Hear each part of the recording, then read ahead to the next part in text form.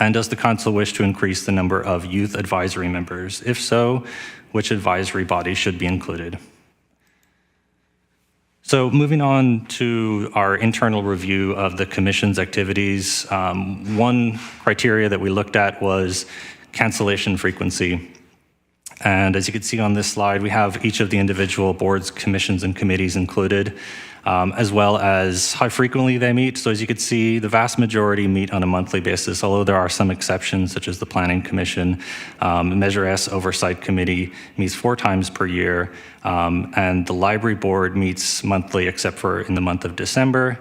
As you can see here, there are, on the right-hand side of this column, you'll see the two columns on the most right-hand side here. You could see the frequency of cancellations between 2021 and 2023.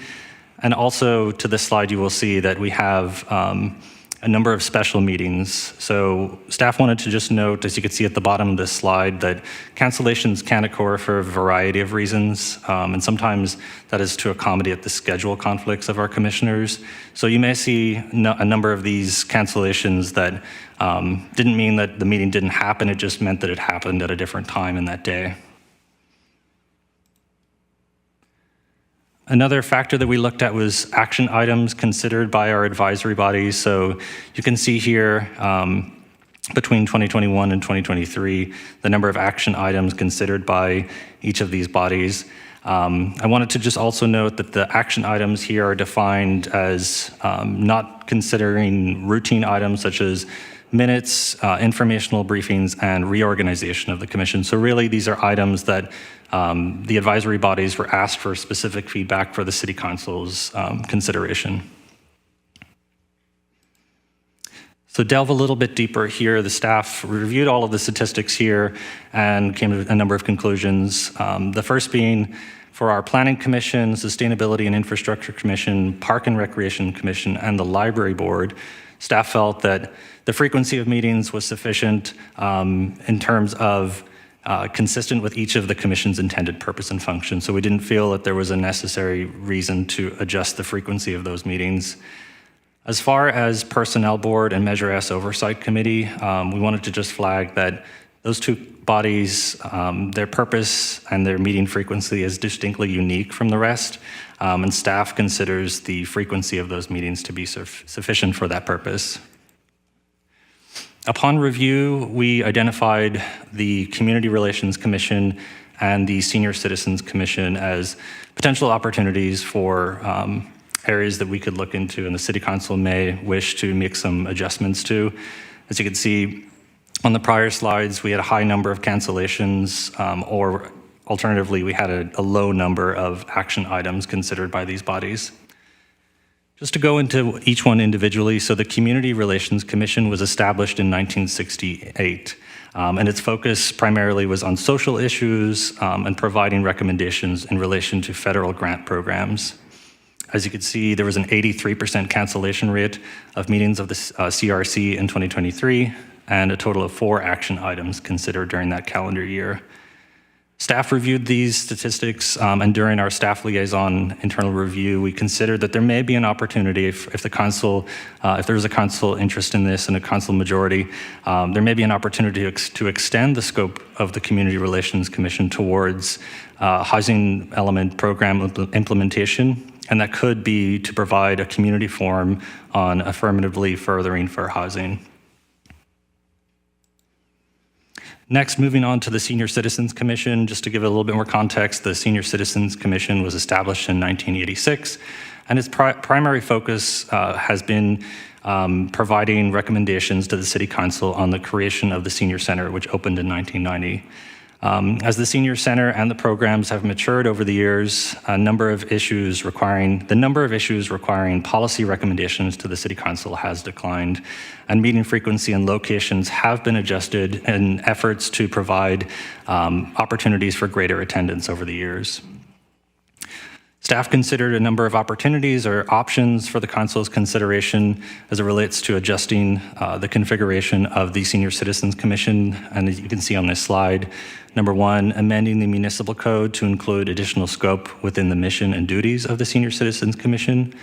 Number 2, replace the Senior Citizens Commission with an ad hoc committee to review and make recommendations on policy and strategic planning. Number 3, designate senior advisory members on commissions, somewhat similar to the Youth Commissioner approach as we've implemented in the Park and Recreation Commission, or number 4, some combination of the above. Moving on to the topic of youth commissioners, as the council is aware, an ordinance was adopted in 2023 to create 2 youth advisory members, which were appointed to the Park and Recreation Commission. The criteria for serving as a youth commissioner currently is that you must be between 13 and 17 years of age at the time of appointment. Youth commissioners serve for a 1-year term, and they have an optional 1-year term extension. The direction being requested from staff tonight is, should additional youth commissioner advisory positions be created? And if yes, which commissions should be included? Number 2, should the requirements for serving as a youth commissioner be consistent across the commissions? And if not, which requirements should be changed, including age range, the duration of the term, or both? And as far as staff recommendation goes on this item, if the council does desire to add additional youth commissioners, at this time staff is not recommending the Personnel Board, Planning, or Measure S Oversight Committee due to the infrequent nature of some of those meetings and the high technical experience needed, specifically as it relates to the Measure S Oversight Committee and Planning Commission. As mentioned earlier, staff conducted an experience survey of our appointed boards and commissioners, and the goal was really to facilitate council's review of our advisory bodies and obtain a better understanding internally of the current service being provided to our commissioners. This was conducted via SurveyMonkey to all of our commissioners. We sent that out to the total of 42 commissioners and resulted in 22 responses, which I'm going to go through now. So one of the questions that we asked was whether the commissioners understood the mission and direction of their board, commission, or committee. And as this slide shows, a sizable majority of commissioners felt that they had a clear understanding of the mission, direction of their board, commission, or committee, with 82% responding favorably and 18% indicating that they neither agreed nor disagreed. Staff also wanted to gauge the level of comfort commissioners felt with the scope of their commissions being realistic and or achievable, with 68% indicating they either agree or strongly agree that the scope, mission, or direction of their commission is realistic and achievable, and 27% indicated they neither agreed nor disagreed with this statement, and less than 5% of respondents indicated that they disagreed with this statement. City clerk staff also wanted to get an understanding of overall experiences of commissioners. As this slide shows, 72% of commissioners indicated either an excellent or good rating, with 23 indicating a fair experience, and less than 5% indicating that they had a poor experience. Lastly, we aimed to get an understanding of the capacity. Essentially, do the commissioners feel they have the tools and resources in order to meet the direction and mission of their commission? As this slide shows, 77% of commissioners weighed in with positive responses, indicating they either strongly agree or agree. 9% of commissioners did not feel strongly on the topic, and 13.64% indicated that they were not adequately equipped. And finally, just returning to next steps and the direction requested and feedback requested from the council, does the council wish to adjust the frequency of commission reviews? If so, how frequently should these reviews occur? Number 2, does the council wish to adjust the mission scope, responsibilities of any commissions? And number 3, does the council wish to increase the number of youth advisory members? And if so, which advisory body should be included? And then lastly, just depending on the feedback received, staff will work to progress preparing any necessary revisions to the applicable ordinances to carry out the direction provided, and any ordinance changes or formal action to create a new commission or committee would be brought forward for consideration and adoption at a regular meeting. And that concludes my presentation. Thank you very much. This continues to be a very important topic for the council. And with that, I will open it up for questions. Councilmember Lorraine, would you like to start us off?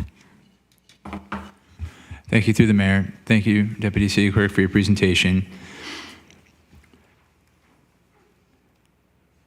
Could you elaborate a little more on the difference between having an ad hoc senior commission versus the current commission setup? Like what the main differences would be?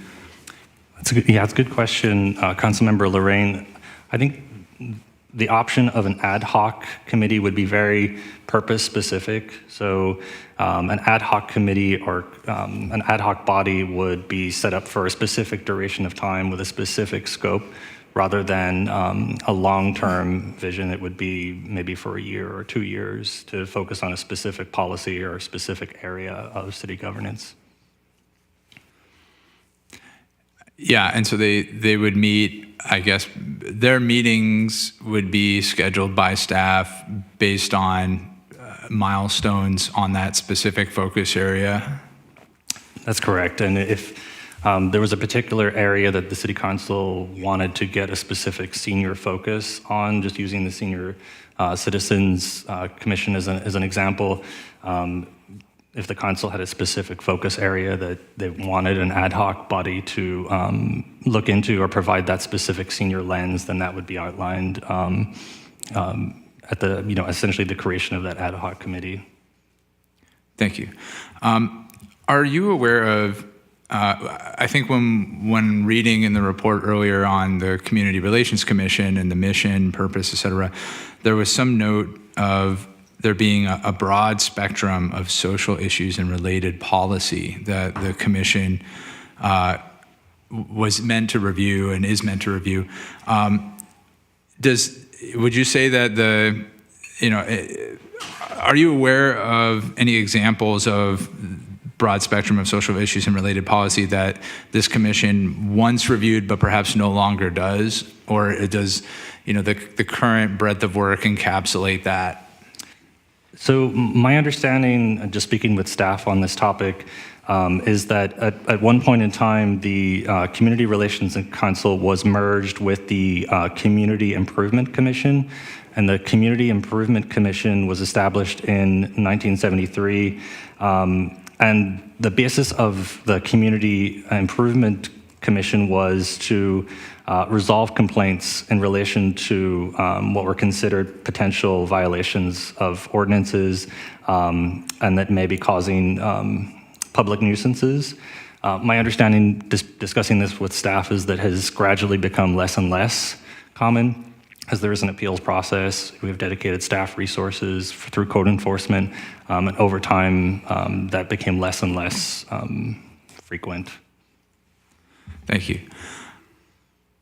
Do you have any, I guess I'm curious to get your opinion of whether there might be an opportunity for the Community Relations Commission to take part in advising the council on matters related to our DEI action plan and task force? It's a good question. I may hand it over to our city manager. We actually will have an item we're coming forward to the council just about next steps overall in the city's DEI initiatives. And so we'll update the council on just overall the work of the task force, as basically they've accomplished all their work. And so just what next steps might be and different ways of looking at how we might approach that. And that could be one of the ideas potentially, but I think that there's additional discussion that'll be coming up in 2 weeks. Yeah, on March 18th. Great. Next meeting. Thank you for that. And then since one of the options presented by staff with regard to next steps with the senior commission indicated a possibility of increasing scope, did you have any thoughts or recommendations on what examples of increasing the scope could entail as was presented with this CRC?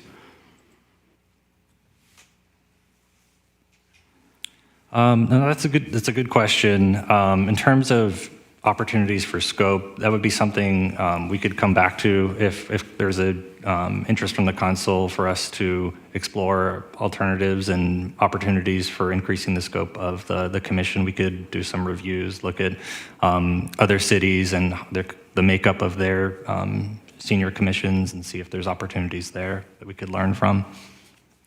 Thank you. No further questions. Thank you. Councilmember Hedges, do you have any questions at this time? Actually, not at this time. Thank you. Councilmember Lee. Great presentation, thank you. I'm so happy to see this come forward. I know it's been on the docket for some years now, through the pandemic, pre-pandemic even. So I had a similar question to Councilmember Lorraine in terms of any models or best practices. I think that one of the balances that I think we want to strike is in supporting affinity groups to come together and hold perspectives and have that kind of, a context-specific container for those things, those conversations to happen and surface, and also take a very integrated approach where bringing voices that have been underrepresented into a more integrated space to hold their perspectives and represent their perspectives in policymaking across every department in every city. And so I definitely am interested and I'm curious to learn more about what kind of interdisciplinary models there might be especially for better utilizing, I think, our senior commissioners. And kind of, as one of our council priorities was to explore potentially like paid fellowships and or paid internships, like maybe we should be looking at these initiatives in relationship to each other, right? Because it's interesting to have this conversation about the commission structure, but then not talk about the task force structure or the new coalition structure, and not talk about the other sort of touch points potentially that might turn into future fellowship positions. And so there's a part of me that's wondering if we're thinking about this as holistically as we could, knowing that senior issues and the senior population is such a centerpiece of our general plan. So I'll put that as sort of a comment/question. Yeah, I think the vision for this particular study session was intended to be kind of just an opportunity for us to review each of our boards and commissions to kind of present it to the council. If there's a specific direction the council wants us to go in as it relates to any of these items, we can certainly do a little more research and come back with some alternatives and other options to include. Thank you. And I think the other sort of lingering question for me is, as we're so close to hopefully adopting a general plan, I know that when I was serving on a commission, we actually never went through what I would consider to be a proper sort of work plan exercise or strategic exercise in our own commission, internally as commissions. And that's another sort of lingering question I have in terms of what are the process expectations that we have for commissions to be accountable to and working within the scope of our master planning process. To make to ensure that there's much more synergy, and that the opportunities for input are grounded in the framework of our planning process, right, at the city level. And so I'm curious to hear more about any models or best practices that you've seen. And I think maybe Alex has something to say, our city manager, who's worked in many cities, has something to say about best practices you've come across. So it really depends on the policymaking body, how in depth they want to work through to make sure that there's alignment, specifically with the council's strategic priorities and the work that their boards and commissions are doing. In my previous agency that I came from, just down the freeway, I'll remain nameless. We had annual work plans that would come before the city council and make sure, but that's also the council having a really clear, defined council strategic priorities, and really saying what they want to prioritize for the upcoming year and how each board and commission are working towards those priorities. And as you kind of mentioned, just with the general plan, there's numerous policies we're going to have to look at implementation, but we'll have to figure out when we once we get to the point of talking implementation, just which priorities we want to tackle for any given year, understanding the resources that we have at hand, and that could potentially be something that you look at. Well, then what does the Community Relations Commission take on, and what does the Planning Commission take on? And that kind of will already give some alignment, because if we're looking at the implementation strategy, you can align a lot of the work that's going to come before each one of those committees or commissions. Thank you. And then I guess my last question is, when I first joined the council, and I had, even more ideas than I have now, and I, I'd often talk to our previous city manager about all the commissions that I wanted to see started, and he would caution me about how feasible that would be and what the staffing impact would considerations that are required. And so I thought it would be helpful just to open up that line of questioning, and so that we can be more fully in awareness about how the commissions are staffed, what that means in terms of staff time, capacity, budget. So when we think about these changes or any potential recommendations, that we have staff capacity and also the financial impact in mind.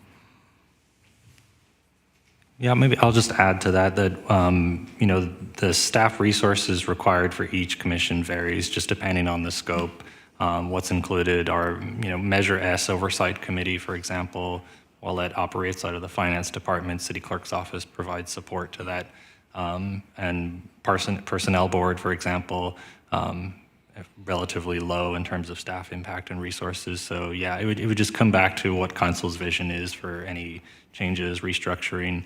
But as part of any kind of changes in that, we would look at, as in relation to implementation, just looking at CRC, for example, or Community Relations Commission, we would look at kind of a staff impact and making sure that if we were to make any changes there, that was successful. Thank you. Deputy Mayor Newsom. Thank you, through the mayor.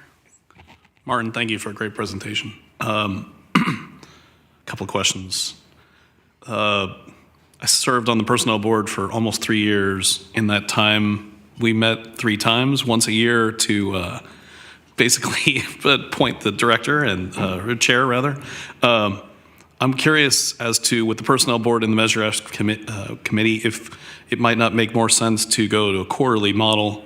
Most of the time, it's once a year to reestablish the pecking order, and the rest of the meetings are generally, when we do have to have them, are generally special schedule, not at the time. So just the thought would be, maybe if we move them to quarterly instead of monthly, it would also look like they have a lot less missed meetings, which, one of the things when you sit on the personnel board is we used to call it the Maytag board, because, we were there when we were needed, but rarely were needed. And when we were needed, we jumped into action. So just a thought would be to move those to possibly quarterly, because most of the meetings are going to be specially scheduled anyways. I was curious if there were any suggestions from staff to beef up other boards. For example, could some duties that are, like the planning commission is overstaffed and has or not overstaffed, but overtasked perhaps. Are there opportunities there that, we could spin off and have someone do something else?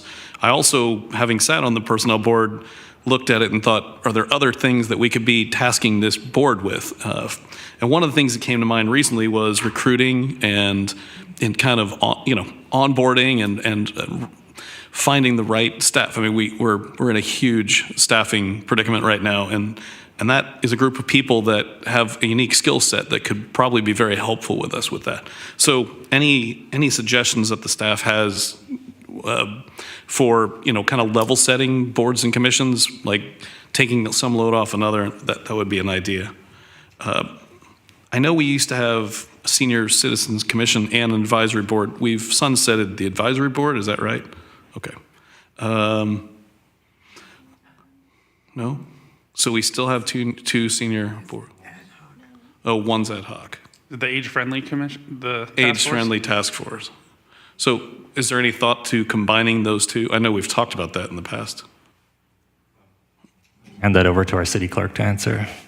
And I want to mention that our Park and Rec Director, Joanne Magrini, is online and may be able to chime in too. The Age-Friendly City is a different initiative. Board and Commission is a Brown Act body that is about advisory to the City Council. The Age-Friendly City is about advocacy for seniors, and they have a much broader role and a different focus, if I can say that. And I'll kick to Joanne Magrini if she has anything else to add there. No, I would just say that the age-friendly task force was initially put together to really focus on putting the age-friendly action plan together, and that has since commenced. There are 2 items under that plan that specifically reference the age-friendly task force, and that has to do with intergenerational programming as well as newsletter articles. But the action plan actually addresses things that cross departments: public works, fire department, police department, community development, things like transportation and housing. So there are many different areas that the seniors deal with that are not specific to Park and Rec. Thank you. Last comment, or was just to agree with Councilmember Lee's suggestion of having better onboarding and training, and at least once a year kind of going through what the work plan and the expectations are. Having sat on a board that was very inactive, I wouldn't have known what to do until we were actually being thrown into it. So I think that was a great idea from Councilmember Lee. That's all my maybe just add to that. We had, as part of our experience survey, it's not included in the slides, but one of the other questions we asked our commissioners in that survey is, how did they, in terms of just the resources that are available to them and their onboarding, how did they feel that experience was? So that gives us an opportunity internally to review those processes, look at the materials they're getting, and making sure that they are equipped. That's great. Thank you.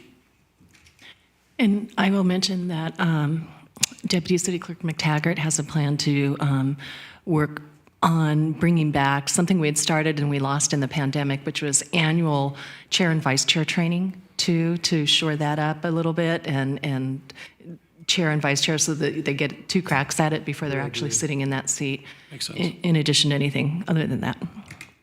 Thank you. Thank you. Great presentation. Great.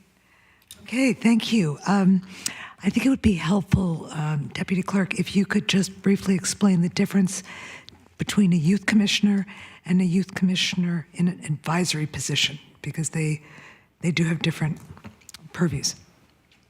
Yeah, I might just clarify for the youth commissioners. So our youth commissioners are advisory members of the Park and Recreation Commission, so they don't qualify towards quorum. They don't have a vote on any items that come before them. So they are strictly advisory in that capacity. But that one of the things we'll be talking about later tonight is, should there be youth commissioners? That's Yeah, more youth commissioners on other boards and Correct. commissions. I think it can be confusing when you hear that we have the Youth Advisory Council, which is not appointed by council. It's not a Brown Act body. It's more of a program run out of the Park and Recreation Department, and they all get to come together and vote, like on the stickers we did for the I Vote stickers. So, yeah, it's very nice.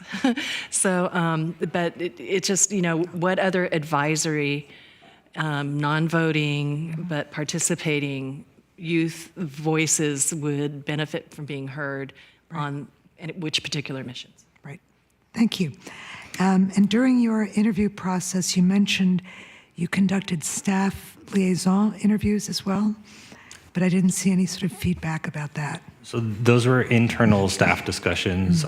We coordinated a meeting with all of the staff liaisons for all of our different commissions, and that's where we highlighted some of those areas and pain points that kind of supplement some of the statistics that are in this particular report. So things like the Community Relations Commission having a limited scope or limited number of action items to consider, and also just the potential need to address the scope of the Senior Citizens Commission were the two primary takeaways from that.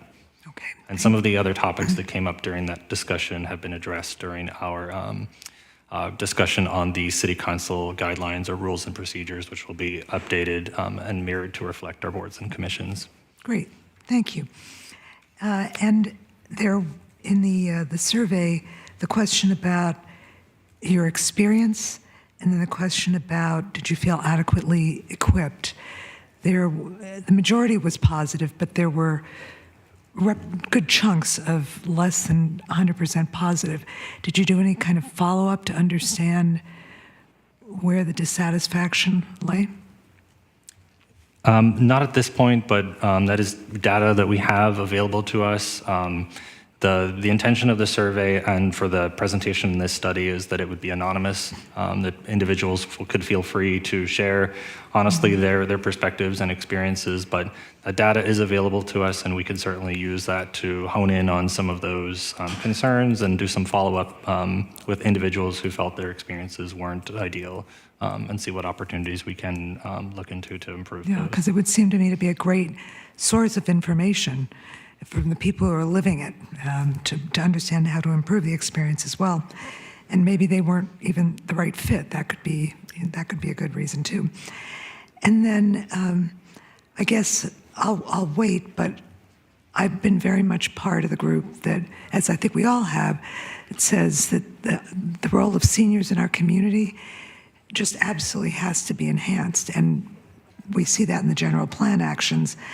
So I guess I would be interested in what staff's feeling was, and then the Senior Commission, and ultimately the Age-Friendly Cities, I guess whatever they are now, action group, what their feelings are, because I see an opportunity to have much greater, more meaningful senior representation across, but I don't really see it happening today as well as it could, either in one hand because the Senior Commission doesn't have a clear what are we doing, and the action group, or whatever it's being called, has a lot of ideas, but without the mandate or the staff or the resource. So did that come up in any of the discussions?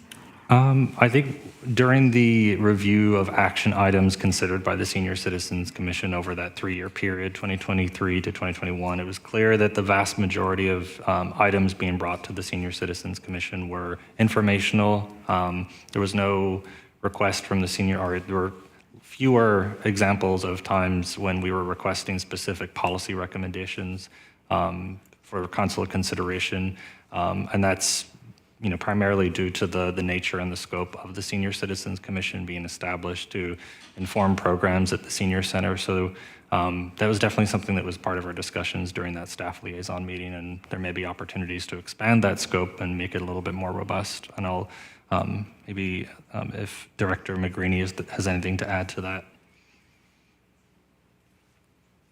Nope, I think you covered it. Okay, thank you. So if that's it, I will open it up now for public comment. Do we have any public comment? I have no speaker slips in person for public comment on this item about the boards and commissions. And then for hands raised, if you'd please raise your hands in the attendee Zoom if you intend to comment on this item. At this time, I have no hands raised. Okay, then I will, at this point, close public comment and bring it back to the council. Who has any further comment for our deputy clerk? Councilmember Hedges. Yes, can everyone hear me? I'm a little under the weather tonight, so I'll be wearing this mask for safety. As far as adjustment of frequency of reviews, I don't think that's necessary. It'll add more work for staff. I think it's working well now. Does council wish to adjust missions and scopes and responsibilities of commissions? One commission in particular that I have not served on but have heard comment on is the Senior Commission. From commissioners that have, in fact, one commissioner got off of it because there was not enough to do. And so I actually brainstormed with this person about how we could make it more meaningful to the people, especially this person who's on the Senior Commission. And I think there's room, our legal advice may not think so, but I think there's room to do ad hoc committees within the Senior Committee, just to have them review infrastructure, planning, and Park and Rec to help them come together and set up policies that might be helpful to seniors. You know, some of those things could be access and safety, and there's others too as well. But I think that would be a role that would really enliven this. And I'm always in favor of helping youth get involved. I think there are some commissions, additional commissions, that having a youth advisory on would be a good idea.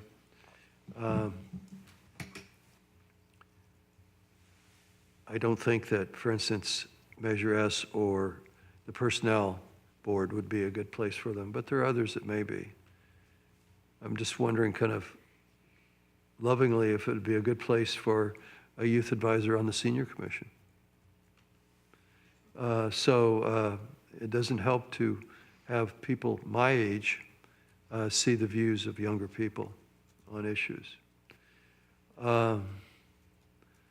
So specifically, though, I think the Senior Commission could be enlivened a little bit with being, and I don't I'm not talking about getting involved at the meetings. I'm talking about reviewing them and taking what they've heard and seen back for discussion within the Senior Commission. And just a little note on that 75% of canceled meetings with Measure S. So Lisa dropped off when she got into City Council. The next month I dropped off, and then one of the individuals went on an outbound version of the Senior Commission to review policies within the city, and then a couple of other people dropped off. I think we appointed 5 people at the next meeting we had for appointments to Measure S committee. So it was just a luck of the draw at that point. And with the Personnel Board, I served 8 years. We had 3 hearings. The hearings were very interesting. It's a great place to be when you've got work to do. And so I think that is a great committee, and I don't think or commission, and it's not an accident that the City Council doesn't overturn our recommendations. It really, I think, does limit some issues for the city with employment. So that's it for right now. I may dawn on me as I hear other people, other things I want There to you say. go. Thank you. Councilmember Lorraine. Thank you. Through the mayor, I'll start by giving some high-level thoughts to the numbered questions on the screen, and then I may have some additional feedback. Does the council wish to adjust the frequency of commission reviews? I would say yes, just in that I think it would be a good idea to consider a frequency that's a little more regulated. I had an idea on that, but I am open to other ideas. My first thought was maybe, I was thinking about how we've recently begun reviewing our demography within the boards and commissions and are perhaps considering a regular cadence of updating that. And so I value the idea of surveying, giving this sort of survey that was given to boards and commission members on a regular basis to check in on how their experience is and what could be going well, what's not going well, and how we could do better maybe. I sort of think, my initial thought was perhaps every 2 years we could share this survey, because I was thinking if the regular term of a board or commission member is about 4, it would be good to have at least one opportunity during one's term, maybe not exactly at the beginning or end, in which one's working on it and can give some useful feedback that would still apply to that person if we were to change things. And I guess I was sort of thinking that maybe, we could couple the demography questions with this, and maybe we don't necessarily ask all of those questions, every 2 years, but maybe there's like every 2 years we talk about this, and every 4 we talk about this and demography stuff, or something like this. I also think that if we make meaningful changes in scope to one or more commissions, that we should review that next year. And see how that's going. Okay. Number 2, does the council wish to adjust the mission scope or responsibilities? So I think that right now I would support staff recommendation of adding and increasing to the scope of Community Relations Commission as proposed. I also think there are maybe other opportunities to increase the scope beyond what staff has proposed. And so my question about DEI and the discussion that's ensued, I think, is one thing I had in mind and look forward to exploring. Another might be, there was also a council priority to consider something either increasing CDBG or being parallel. And so I feel like if we are making next steps that in the next future, that might be something the CRC could help with too. On the subject of senior commission, I would lean more toward looking for ways to increase the scope than decrease it. And I felt that the options 2 or 3 were relating to making an ad hoc committee or placing senior non-voting advisory seats on other commissions would be like, if it were to replace the senior commission, I think that would be an overall reduction in the visibility of I think the city's interest in getting input on senior issues. I think it would be, and I'll just mention, I spoke with a number of senior commissioners and community relations commissioners just to get a sense of what they thought. If their scope were to increase, would they be interested, or does that sound like a problem? And everybody I talked to was interested in doing as much as they were doing or more for the city. We got a lot of great volunteers. Multiple senior commissioners were interested in doing more, and so I would like to propose that we consider finding ways to increase the scope this year, and then review it. And if it didn't seem to catch or something, then we can revisit this. But my current thoughts on ways we could do that. Definitely the age-friendly action plan. We haven't finished everything related to the plan yet. And on the Sustainability and Infrastructure Commission, for example, we have this longer-term plan in the form of we have multiple, right? We have the Climate Action Plan and we have the Bicycle Master Plan. The SIC reviews updates on work related to that plan regularly, about 3 times a year in the case of the bike plan, and once a year for the CAP. So I'm hopeful that there might be an opportunity to review updates on the age-friendly action plan on a somewhat regular basis. I got a sense from the presentation that might not count as like an item, depending on whether there are action items at that point that might come back to council. But I still think that's useful. And I think it would be useful for the public as well as the senior commission to get a sense of overall what's happening and anything new related to that. I also think in the age-friendly action plan, there's a couple other items, as I think has been brought up in the discussion a little bit, that I think could be included as potential informational regular updates as well, that I think would also be useful even if it doesn't exactly count toward the number we were looking at tonight. For example, and I think like this is maybe like being a little more creative in how we use this board, this Brown Act Commission, maybe we could reach out to the new age-friendly coalition and see whether they might have, a newsletter or two in their updates that they would like to bring as like a quick update. And if, the city staff felt like it was useful and promoted similar ideas, there could be an opportunity for that. There's a note in the age-friendly action plan about a series of police department programs / I think informational sessions, and so like those I think could contribute. And I think maybe staff could think, given what the mayor was mentioning about the fact that we have we pushed forward into having senior focused goals, actions, and priorities in this general plan we're going to be reviewing later tonight, in a similar spirit of enhancing, and I think Councilmember Hedges touched on this too.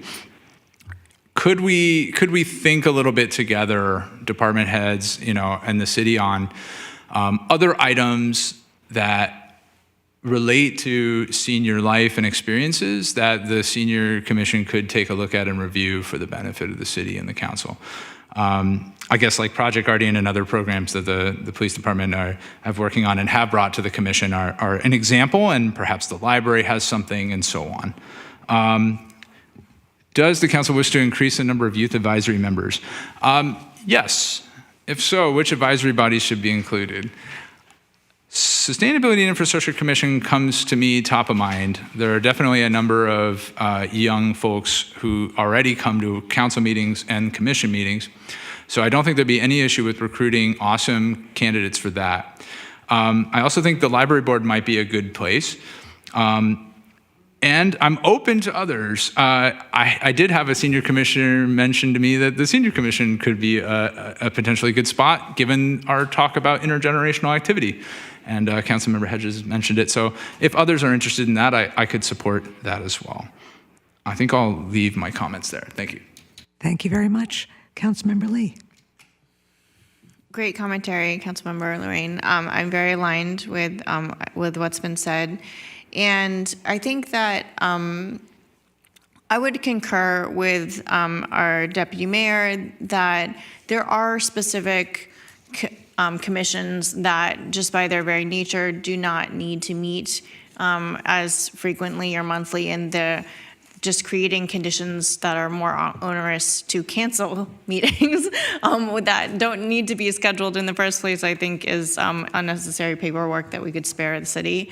And so I would be very much in favor of just agendizing one meeting for the Measure S committee and then having meetings as needed. I mean, if the only job the only required job is to appoint a chair and a vice chair, that could be accomplished in one meeting, and then scheduled as necessary. Any time that we can cut out bureaucracy, I think we should be looking to do that. And if there are other opportunities to do that across other commissions, I'm certainly in favor of that.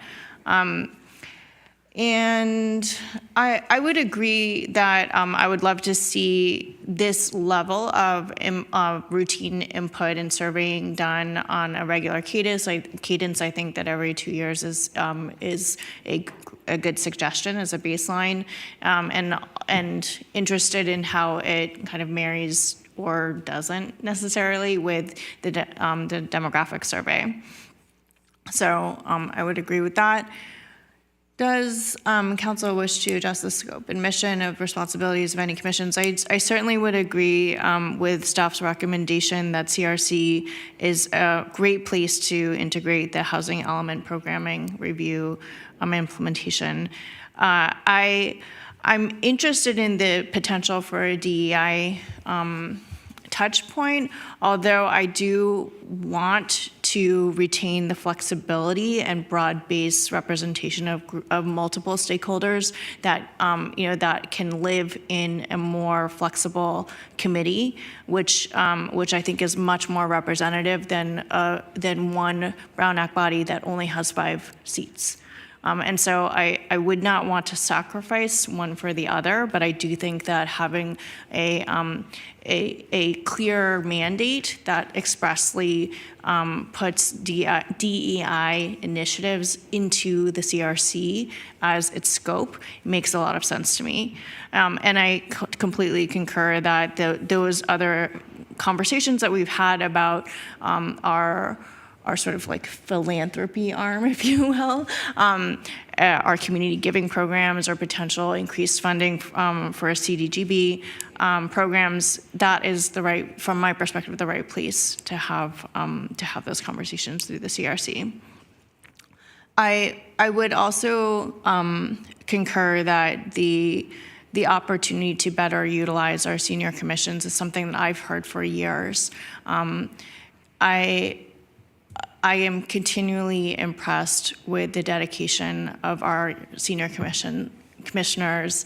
They have so much to contribute, and I don't say this to be harsh, but I think that they're somewhat underutilized right now, and they're looking for opportunities for impact and meaningful contribution, and that's like incredible gift that they're so generously offering. And so I want to position the city well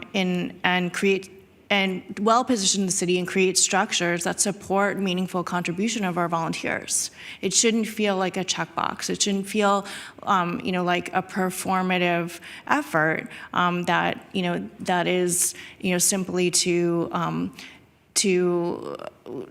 meet some quota that makes us look like we care about seniors. We actually do care about seniors. We care deeply about our seniors. And I also think that what's interesting when we talk about underrepresented community groups or certain demographics that are higher need, a lot of times that positioning is framed in a deficit model when actually our senior population is an abundance of wisdom to contribute and skills. And so I really want to tap into that resource, which I think is overflowing in the city. And so my thought, and I've been thinking about this for several years actually, is that I would be very interested in when we look at how to better align the policies and the implementation process of the general plan that flows into the work and scoping of the commissioners through some sort of more formalized work plan process, and that I see an opportunity for the senior commissions maybe not to be meeting necessarily monthly, but to be holding more joint meetings with other commissions. That kind of joint meeting schedule to maybe center senior policies that are connected to S&I Commission, are connected to Parks and Rec Department, right? That there's a place for that conversation to be focused with the input of the senior commission and and those designated other commissions, library commission, right, or library board. So I think that from my perspective, the sort of joint meeting model will accomplish more meaty, substantial collaborations and input that I hope would be more sustainable and a better use of staff time, and I with the goal of not detracting scoping from the senior commissioners, but adding to that commission. And extracting as much value as we can from those wonderful volunteers. So that's my thinking on that potential model. But I'm also very interested to hear what will be learned in your research about other best practices. And I will just add that I think that one of the realities that I see coming to the city is that while it's all good and nice that we have a senior center, I think the reality coming to us over the next 10 and 20 years is that every single park and rec center, every community center is going to have to service seniors, and that we're going to have to bring senior services deeper into community in a much more decentralized way that will lower barriers. Because when we're talking about accessibility and making sure that all seniors who might have limited access to transit, who might have different levels of abilities, they're not going to be going to the senior center across El Camino. They're going to want to walk to their local community center. And so I think that we're going to need to really take a hard look at about ways to integrate senior services into all aspects of our service suite and our facilities and our Parks Department. So that's that point. And then number 3, in terms of increasing the number of youth advisory members, I, of course, support this. And I would agree with, I think, the recommendation I heard, which is, there's opportunity in library, there's opportunity in SNI, there's opportunity in the Senior Commission, and what are we missing? SNI. Oh, in the library. Okay, yeah. And I think I'm fine leaving off planning and Measure S and personnel for now. Okay. Thank you, Deputy Mayor. I'm going to try to get through this quick. Let's see.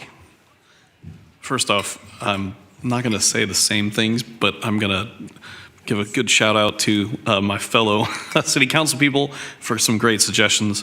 I really liked Councilmember Lorraine's idea about every 2 years. I think that's a great frequency for reviews. The only other thought I had, which I made here, was to make sure that we are always conducting, whenever possible, exit interviews and using that same kind of template. Does the council wish to adjust mission scope? I would say I don't want to see the senior citizens, responsibilities get less. I echo everyone's sentiment about having them do more, and whether that be ad hoc, sitting in other sessions would be really great. As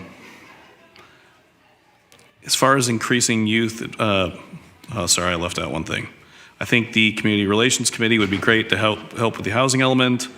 I think that's really key. I think the other things are, as far as youth advisory, I echo library board, sustainability and infrastructure, senior citizens, perhaps in a volunteer type capacity. I think it would be a great crossover for youth to work with seniors and learn from each other. I think that would be key. And then perhaps civic arts. I don't know how frequently that actually meets, but I think there are definitely students that would be interested in that. And that's all I got. Thanks. Thank you very much. I think we are going to be in violent agreement on this. Number 1, in terms of the frequency, I think Councilmember Lorraine's suggestion of 2 years is a good one. And I'd also love to recommend that there's more follow-up to surveys that are done.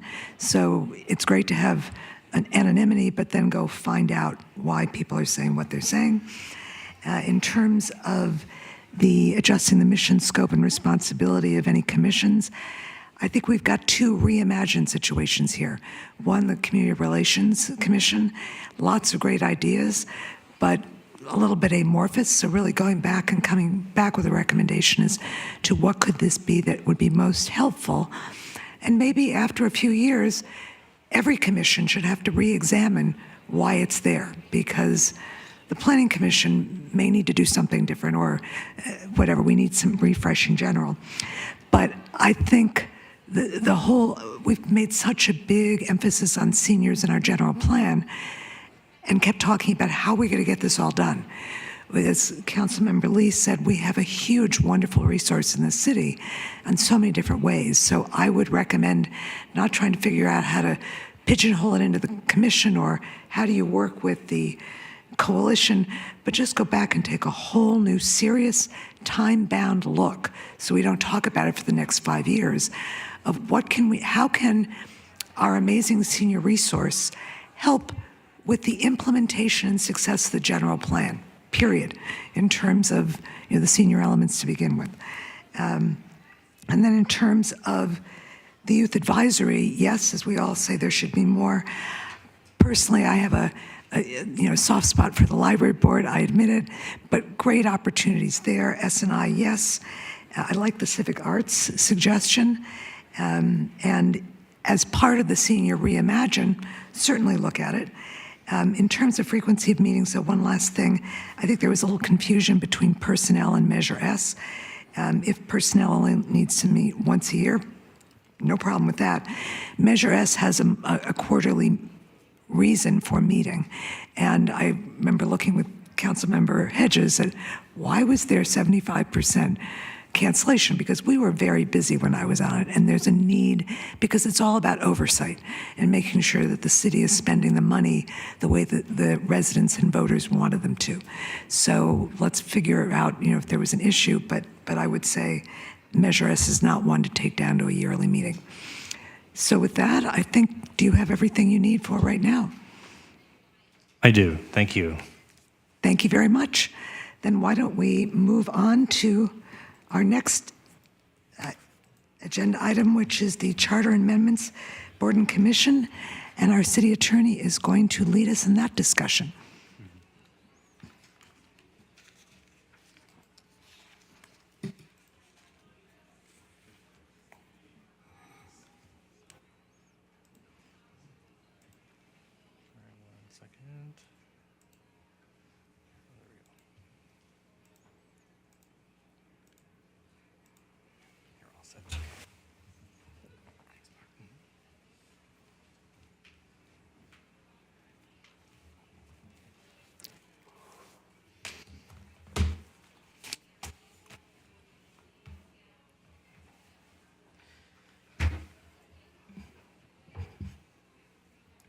Okay, thank you, Madam Mayor, members of the City Council. I will make this presentation relatively quick, given the hour. So there are two basic questions before the Council at this study session, both centering on boards and commissions. Number one, eligibility, and number two, compensation, continuing the board and commission theme for this study session. So first, qualifications or eligibility, we've been using those terms interchangeably. The strike-through language is proposing to delete existing language in the charter, and the bold language is proposed additional language to the charter. And this was based on the council direction and interest in changing the eligibility requirement. Currently, board and commission members have to be U.S. citizens, city residents, and 18 years of age. I want to draw your attention to something mentioned in the staff report, SB 225. So under that state law, state boards and commissions, and certainly general law city boards and commissions, need to be residents of the state, and they also need to be 18 years of age. It doesn't clearly, explicitly say this is a matter of statewide concern and it applies to charter cities. The charter cities that we've found are following the state law. So I would recommend doing the same. And this language would be consistent with SB 225, namely including the 18-year of age requirement. I'll note that in terms of something some council members have mentioned, allowing people who live in unincorporated areas of San Mateo, the way this language is phrased would allow for that on a commission-by-commission basis, because it says, as you can see, one must be a resident of the city unless otherwise provided by the council. So the council could provide otherwise on a commission-by-commission basis. It just allows for that opportunity. It wouldn't be embedded in the charter specifically.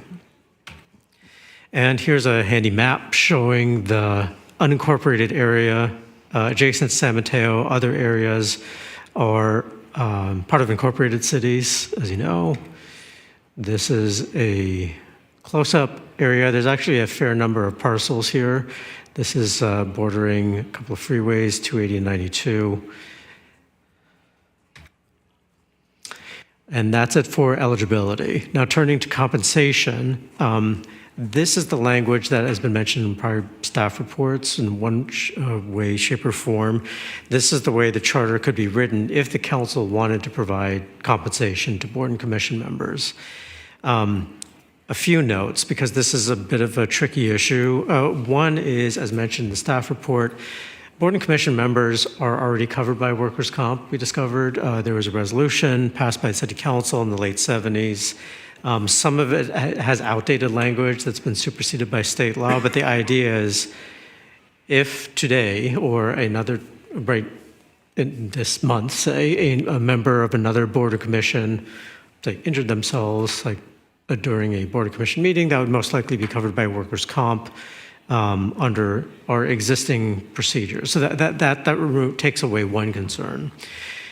But there are additional issues, namely, once you provide compensation to members of boards and commissions, it almost certainly turns them into paid employees. Now, I know some cities, there's kind of a variety of approaches here, but based on our research, once you are paying somebody to provide a service, taking independent contractors out of the picture, I mean, that's kind of the essence of an employee. So then what would that mean? There's some paperwork involved in terms of finance issuing W-2s, I-9 employment verification forms, and the like. It would be taxable income. But importantly, under the Affordable Care Act, for organizations that are 50 employees or more, or I think it's more than 50 employees, those organizations, like the city of San Mateo, have to provide benefits for their employees, like healthcare benefits. Now, that's already provided to the city council under the charter. Council members get the same benefits as merit employees. So combined, the idea of paying board and commission members may require the city to provide healthcare benefits to those board and commission members. So that could be an expensive proposition. So as the council thinks about this issue, I just want to be transparent and say, okay, this is something some other cities have done, but it could have these repercussions, particularly financial repercussions. I will add one other thing, actually. Like in the staff report, there is an existing section of the charter that refers to the ability to provide reimbursement for expenses. Well, the language is actually on the slide. For items that are incurred as a result of discharging their duties. So, they're in the board and commission rules and procedures. There's an expense reimbursement policy in there, but it's more about what kind of reimbursement is appropriate when going to some sort of educational conference. It doesn't really flesh out this charter language very much, but if the council wanted, you could certainly direct me, other city staff, to look into, well, what other kinds of things under this existing charter language would we be able to reimburse members of boards and commissions for? And again, having the benefit of not requiring approval by the voters, since that's a process required by state law, we could embark on that, exploring that feasibility much sooner. This is a list of cities that pay their commissions. Okay, so the last slide, substantive slide, is not a discussion item for tonight because Measure Y is not on the agenda. But some of the feedback we're getting from our polling consultants is that it's sort of a warning that the more ballot measures you have on a single general election, the more confusing it can be to voters. So we've talked through these study sessions about splitting up the charter amendments into kind of the the the housekeeping, cleanup type of language, saying we have district elections, removing language that's outdated, and then having a separate charter amendment ballot measure that includes more what I call kind of attention-getting revisions, like how to pick a mayor, how to fill a vacancy, compensation if you go down that road, or at a minimum, perhaps eligibility changes for board and commission members. That we've sort of roughly talked about how to split it up. So that's 2 measures plus an amendment to Measure Y, that's 3. I think when we get information back from our ballot measure consultant on kind of the responses to polling questions, that's kind of an appropriate time, I think, for the council to be presented with the question, are you sure you want to have 3 measures on the same ballot? But turning back to the original question, eligibility and compensation, question is before you on the screen, and that ends my presentation. Thank you very much, City Attorney. Councilmember Hedges, would you like to start the discussion? Actually, before, I'm sorry, Councilmember Hedges does that, do you want to see if there's public comment quickly, and then you can combine sort of the questions and deliberation and do it in one fell swoop? Or you could do it either way. No, it's fine. Given the hour, I think that's a great suggestion. So do we have any public comment? Madam Mayor, we have no request to speak on this item in chambers or no hands raised in Zoom. Okay, well, that helps as well. Thank you very much. Close public comment. Now let's go back to Councilmember Hedges. Yes, we've had this discussion before. I'm in favor of paying people if they come and do work, but if we're going to have people who are undocumented, allow them that live in the city to participate, that becomes a problem because we can't we can't treat people differently. We can't pay some and not pay others. So I would be for both of those, but we have to find a way to do it if we can. And I had made one suggestion to you, and after talking about it, probably won't work. So again, the comment was really relating to folks who are not eligible to work in this country. And of course, we can't pay those individuals. So it would need to be likely set up in a way where if the council wanted to do this, notwithstanding the potential financial expense of setting up certain boards and commissions, perhaps would only be, you would only have members on those boards and commissions if you were eligible to work in the U.S., if you're going to compensate them. In other words, I wouldn't recommend setting up a situation where for the same commission, you're paying some members and not paying other members. Yeah, it would look like discrimination, I think, to anybody looking at it at first glance. So on I'll save the rest of it until it's time to comment. I think we're sort of combining questions and comments. So if there's something else you want to say. Okay, good enough. So on the changes in proposed charter language, I'm good with that, except I would probably drop otherwise provided by the council. I'm trying. Otherwise provided by the council. I really think that we always need residents to be on these boards and commissions. Okay, so you're speaking, I see. Okay, so you would not be in favor of allowing individuals living in unincorporated areas to serve on boards and commissions? Not at all. Okay. As an offer of clarity, I've actually had a lot of political dealings with people that are not really interested in the city, that live in the unincorporated areas. They're focused more on the county. Are you finished, Councilmember Hedges? I'm thinking. You're thinking, okay. I think that's it for now. Thank you very much. Councilmember Lorraine. Thank you. Through the mayor, I do not have questions, so I'll go right to my comments, which would be first to thank the city attorney and staff for looking into this. I've appreciated the discussions we've had in exploring these topics. I get the sense with tonight's presentation that there are legal concerns with pushing forward with all that I think council might have been interested in exploring and moving forward on together.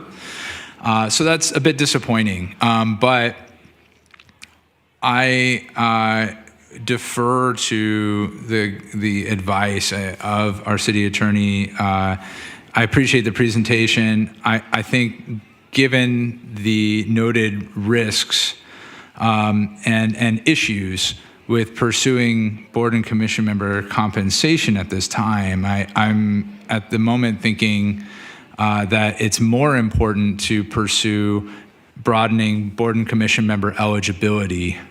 I would keep it open with the language as proposed to potentially allow unincorporated residents to participate. They don't necessarily have to participate in all commissions, and I think the city attorney mentioned that's something that could fall under council discretion. Perhaps some make more sense than others.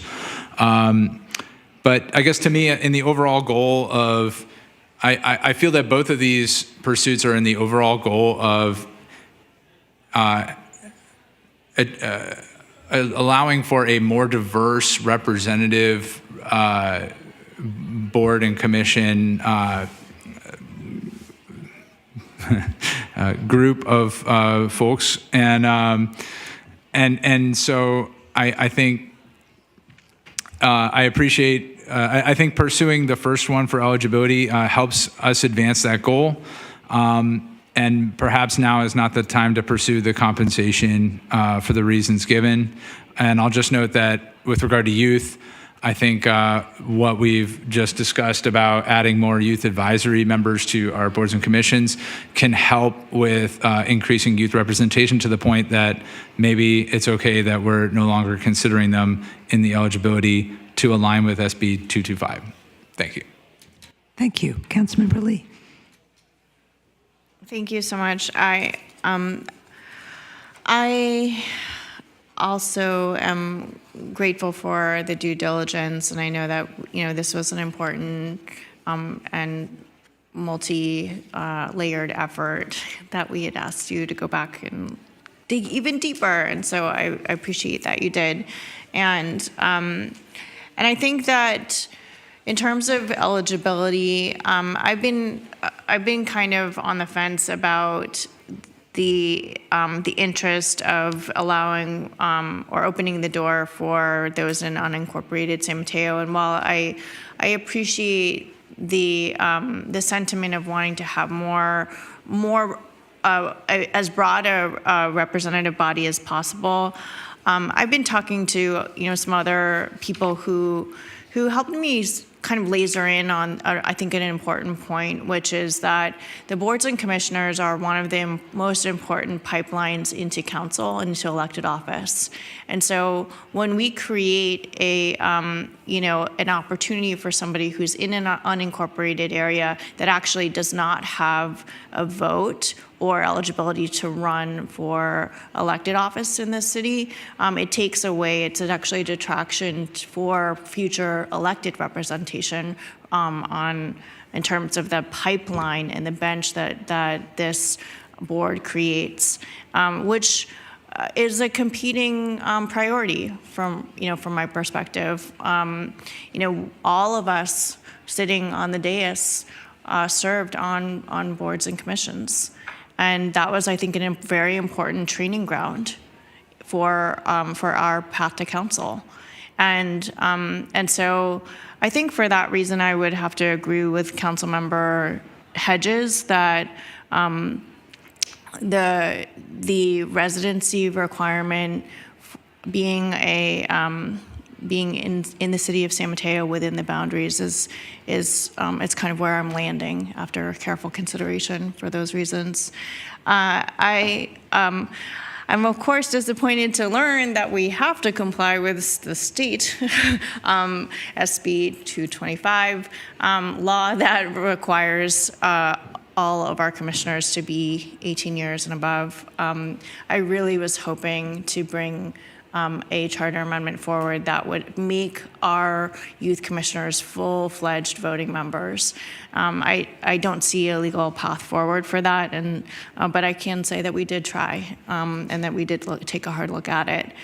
In terms of board's compensation, I also feel like we've kind of come to the end of the road for official compensation, but I really would hope that the council would seriously consider taking a look at reimbursement policies that could alleviate any potential financial burden or direct cost for participation on boards and commissioners, particularly for our caretakers, whether they're taking care of seniors and the elderly, or they're taking care of young children, or anything in between.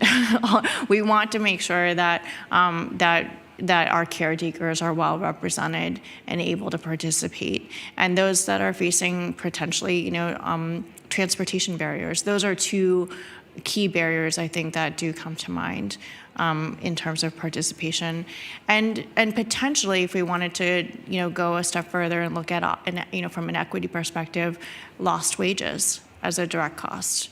That if for a lot of our low-wage workers who might have to work a nighttime shift or sacrifice a nighttime shift to come to a commission meeting, I would consider that a financial burden. And so I hope that council would be amenable to those considerations. Yes, Councilmember Lorraine. Thank you, Councilmember Lee. Thank you. I just wanted to quickly share my support for what Councilmember Lee was just mentioning with regard to looking into as much as we can the ways we might be able to reimburse through the current language our board and commission members.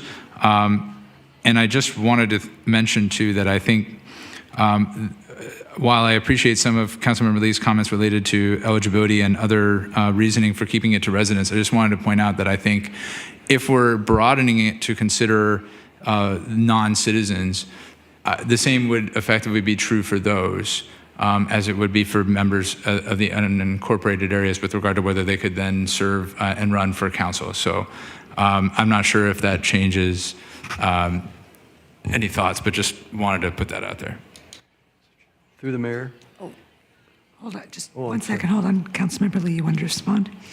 Yes, just to be very clear, I certainly support the inclusion of language that would allow for non-citizens, absolutely, and I wouldn't want to sacrifice that option. But if we're, but that doesn't equal for me the definition that's been discussed about residents or non-residents. Does that make sense? So yeah, I thank you for calling that out, and I want to be as specific as possible. So it sounds like there needs to be research on that. Yes, no, I understand. Yeah. And then Councilmember Hedges. I agree with both Councilmember Lee and Councilmember Lorraine. Can you hear me okay? Okay, so one of the things, just so you'll know that I discussed with both Alex and the city attorney, is that I was on a past board where we granted licenses to undocumented people if they were independent contractors, and they would have to get a tax ID number. And I thought that might be one way that we could get around this, because I guess it's 225 and some other limitations, we can't do that. But what you can do is require people to get a federal tax ID number, same digits as a social security number. And so when we did that, it brought 8 million jobs for undocumented people within the state of California that they would be eligible to try for if they could get the license. Okay, thank you. Deputy Mayor. Sure. I echo a lot of what's been said already.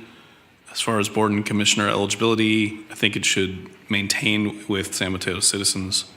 I'm open to the idea of looking at, residents, I should clarify that. San Mateo residents, city residents. I'm open to the idea of looking at non-citizens' availability to be on the board, but I'd like to hear more about that before I say 100% yes. And then board and commissions, I think I'm in agreement that for now we should not have any board and commissions reimbursement. I do echo Councilmember Lee's sentiment, though, about looking at reimbursement policies, particularly for caretakers and childcare. And that's all I'm going to add. Thanks. Thank you. And I support the language that was proposed by the city attorney in both regards, with the inherent flexibility for both number one and number two.